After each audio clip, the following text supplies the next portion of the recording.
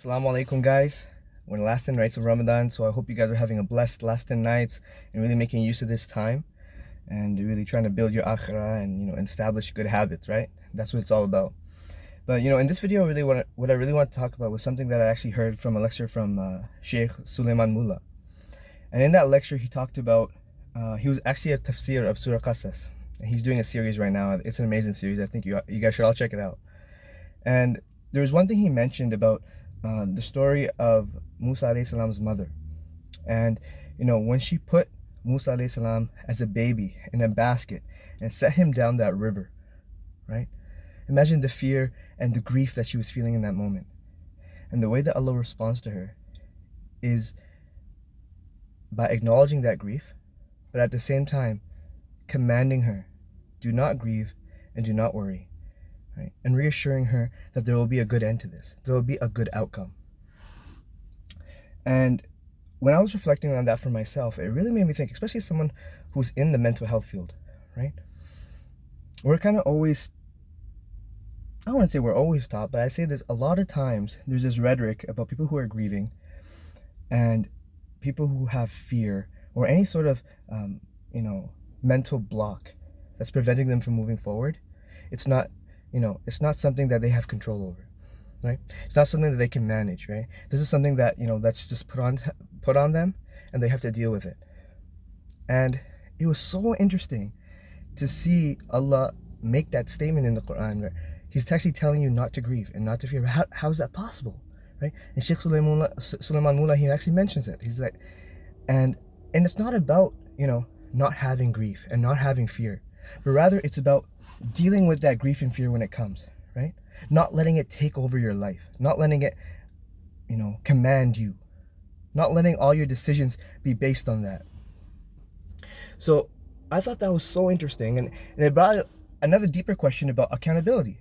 How accountable are we for managing our fear, for managing our grief, right? Are we victims of these emotions? Or is this something that we actually have to work to try to fix? And I've actually been working with an organization called Purify Your Gaze, which helps people who have, masturbation, porn addictions, or any other sex addictions kind of deal with those problems. And one of the things that I've found out, and one of the things that I've been doing with a lot of my clients is that accountability piece, is that, having that grief, having that sadness, having that depression about, falling into such a horrible addiction.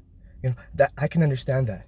But that does not absolve someone of the responsibility of working towards recovery. And that's what I want to talk about today, right? The idea of that our recovery is our responsibility, right? No one else is going to be able to fix us except for us. And we have to ask Allah for help and put in those steps. That's what it's about, right?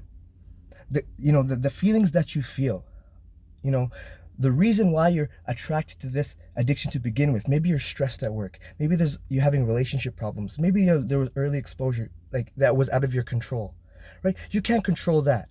But what you can control is your recovery, and you are responsible for that. We are responsible for that. Whatever you're dealing with, whether it's masturbation or porn addiction, whether there's a addiction to eating, whether it's addiction to playing video games, whatever the case is, if you realize you have a problem, don't just victimize yourself. Don't feel like you're a victim of circumstance. No, you are in control. You have agency.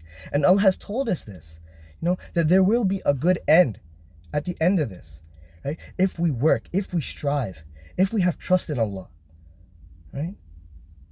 So that's what it's about. That's what it's about. It's about working. And the thing is, the reason I'm bringing this now in Ramadan is the fact that Ramadan is the perfect time to make those commitments to change. So I would implore you all, the link isn't down in the description. If you or someone is suffering from any sort of porn or masturbation addiction, just hit that message up. Just give it a click, see what we're about, and if it's something that resonates with you, that's great. There's a huge community there. There are a lot of workshops. There's a lot of resources out there for anybody who's struggling with this kind of addiction. So please, make that commitment to change, start taking those next steps, and inshallah, with the help of Allah, you will be cured and you will be on your road to recovery, inshallah. All right? And that's just a short video I wanted to make. If you have any more questions about the program or whatever is going on in that program, you can always reach out to me. and you know, I could give you the lowdown about it, but do check it out. And yeah, inshallah, I'll see you in the next video. You guys take care, have a blessed Ramadan, and keep, you know, striving and making that progress. Assalamu alaikum wa rahmatullah.